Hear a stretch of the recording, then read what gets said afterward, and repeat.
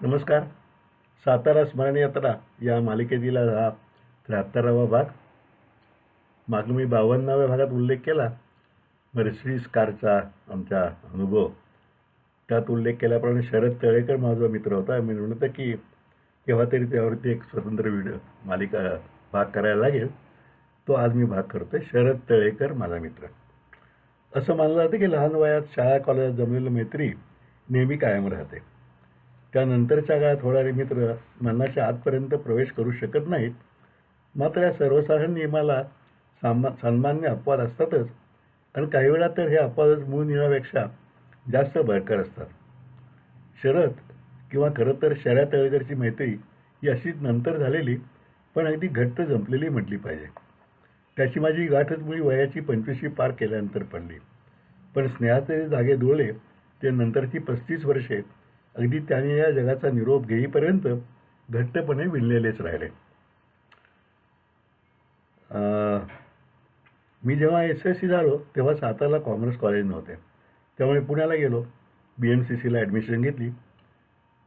पण माझे तेव्हाचे सातारचे मित्र मोहन जोशी, प्रसाद भावे वगैरे माझ्या 1 वर्षानंतर SSC झाले. म्हणजे ते 1 वर्ष माझ्या मागच्या बॅचला होते म्हणून, दुसरं काही कारण नाही. तेव्हा मग ते झाले तेव्हा सातारला कॉमर्स कॉलेज सुरू झाल्याने त्याच कॉलेजात गेले. त्यामुळे सुट्टीत मी सातारला आलो की त्यांच्याकडून तळ्याचे नाव ऐकू येईल. त्याचा संदर्भ असा असे, तो त्याच्या सायकलच्या शौकाचा. उत्तम चकचकीत ठेवलेली आणि हँडलला मोत्याचे तुरे वगैरे लावून सजवलेली सायकल सातारली चढ व उतार भन्नाट वेगाने चालवण्यात त्याचा हातखंडा की खरं तर पायखंडा होता. तेव्हाच्या काळात सायकल असणे हीच मुळी चेन वाटायची. साताऱ्यात उत्तम सायकल असणे व चालवणे यातही अशोक मोदीचे पहिले तर शरद तळेकरचे बहुधा दुसरे नाव असायचे. कधीतरी तिथे गाठ पडली तरी नुसते काय कसे काय, तेव्हा हाय हॅलो नव्हतं ना. तेव्हा काय कसं काय एवढ्यापुरतंच बोलणं व्हायचं. पण त्यातही त्याची मोहन्या, भाव्या, कान्या अशी एकेरी नावाची लगत सायकल लगेच लक्षात राहिली. शनिवार किंवा यादवगोळ पेठेतल्या उतारावरून त्याची सायकल निघाली की लोक बाजूला व्हायचे आणि त्या खऱ्या चढावर जातानाही त्याचा वेग फारसा कमी व्हायचा नाही हे मी पाहिलं होतं. पण पुढे शिक्षण पूर्ण करून मी सातारला येऊन व्यवसायास सुरुवात केली. शरद तळेकरही तोपर्यंत शिक्षण संपवून रेव्हेन्यू खात्यात क्लार्क म्हणजे अण्णासाहेब म्हणून स्थिरावला होता. त्यामुळे मग सुरुवातीला 4-5 दिवसांनी आणि नंतर रोजच संध्याकाळी गाठी पडू लागल्या. मोती चौकातील कान्हादेवीचे सराफी दुकान हा आम्हा मित्रांचा मीटिंग पॉईंट असे. तिथून मग पॅलेस स्ट्रीटले आनंदवाडी दत्त मंदिरापर्यंत गप्पा मारत चक्कर मारणे.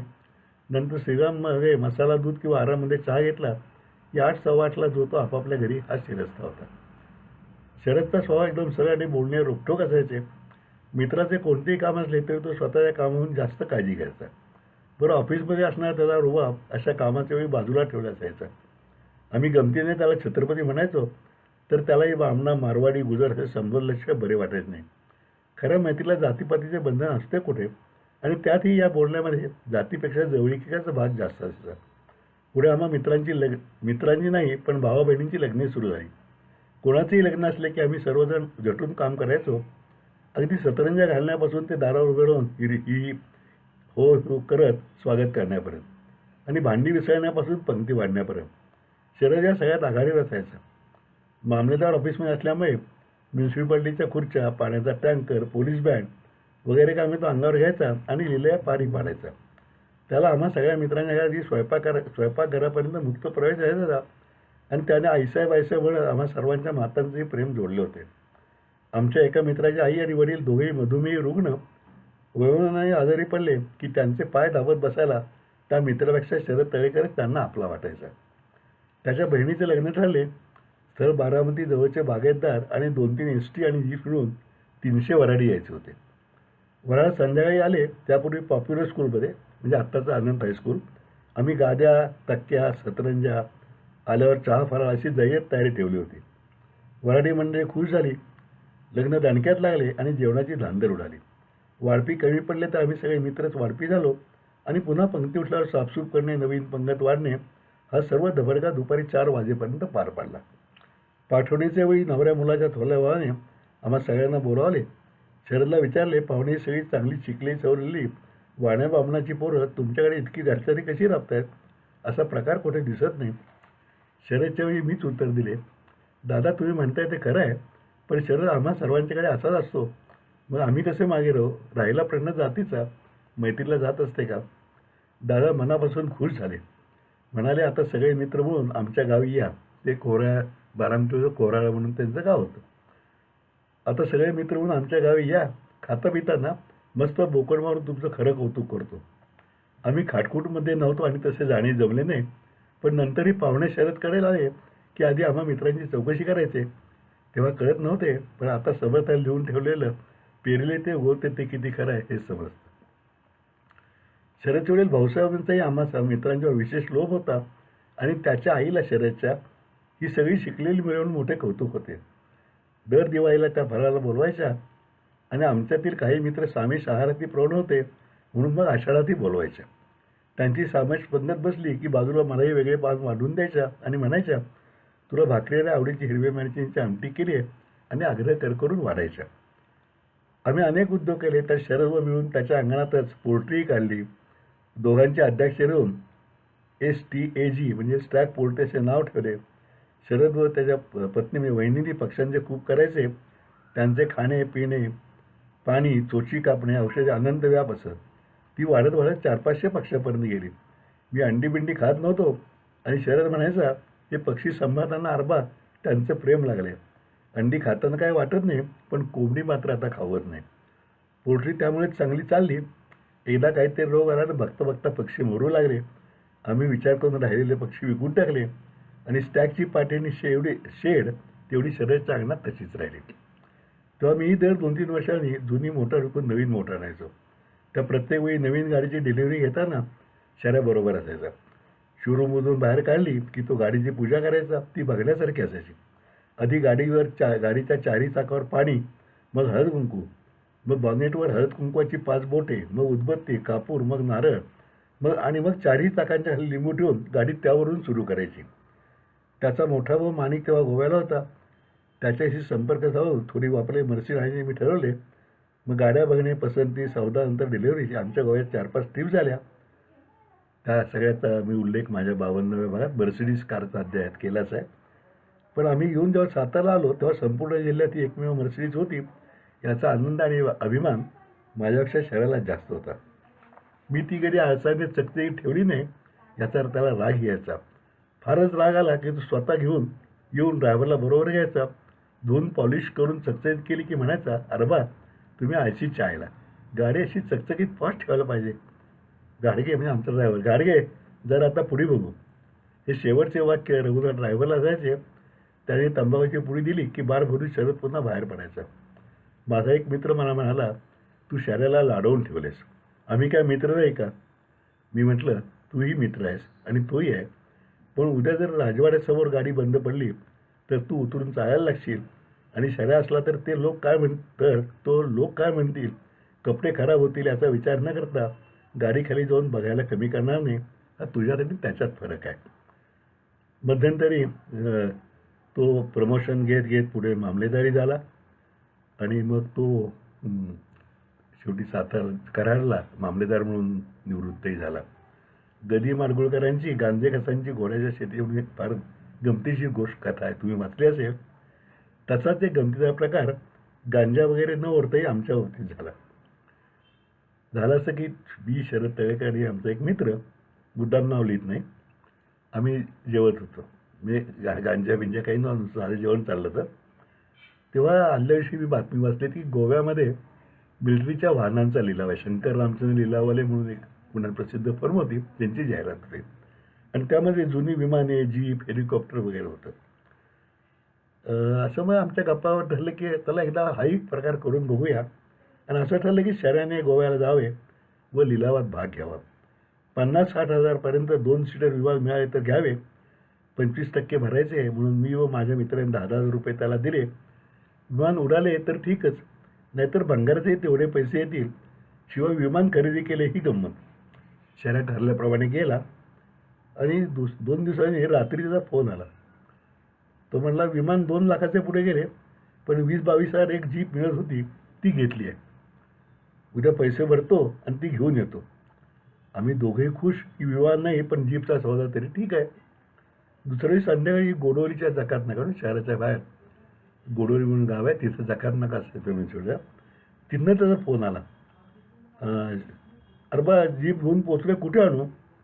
मी म्हणलं सर घरी आण ना. तो म्हणला नाही नाही, जीप बंद आहे म्हणजे ट्रकात घालून आणली आहे. उतरायची कोठे सोयीचेपर्यंत म्हणून विचारले.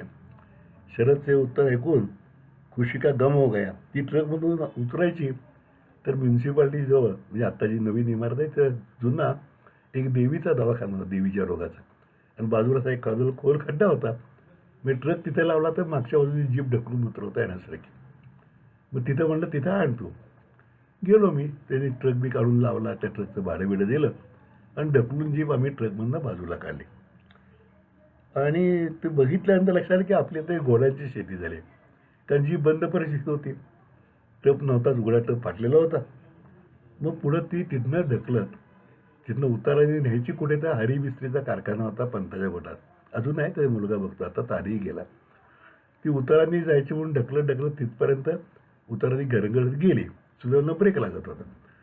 तिथं ते रातोरात खोलली. रात्री 2-3 वाजेपर्यंत सगळे पार्ट सुट्टा झाला आणि नंतर मग ती दुरुस्ती सुरू झाली हरीच्या कारखान्यात. आणि ती शेवटी दुरुस्त होऊन एकदा केव्ही तरी चालू झाली. चालू झालं तर त्यात अनेक त्रुटी होत्या, जुनं मॉडेल होतं. सुदैवानं तेव्हा एक इलेक्शनचा कुठली तरी इलेक्शन विधानसभेची लागली ती. मग त्या इलेक्शनमध्ये भाड्यानं द्यायचं ठरलं. थोडी भाड्यानं दिली आणि त्या माणसाने विकत मागितल्यावर ती जीप विकून टाकली.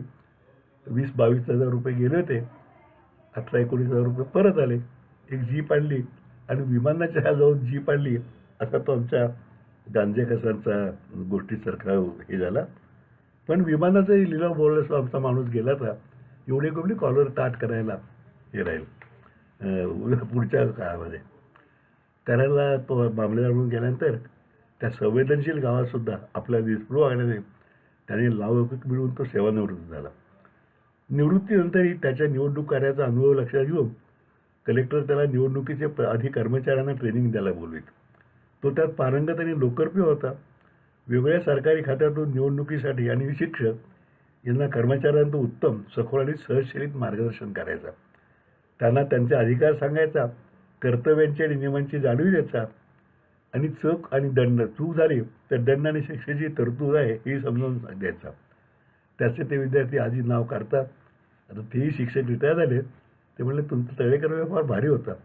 2-4 नियम सांगायचा आणि पुढे म्हणायचा यात जर चूक झाली तर काय, 5,000 रुपये दंड, 6 महिने सक्त मजुरी.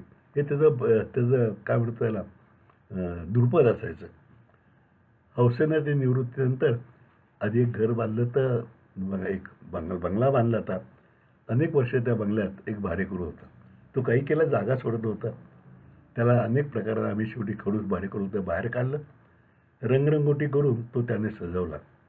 आम्हा मित्रांना बोलून चहापोळी दिले आणि बागेचे काम झाले की ठेवायला असे आमंत्रण देऊन ठेवले.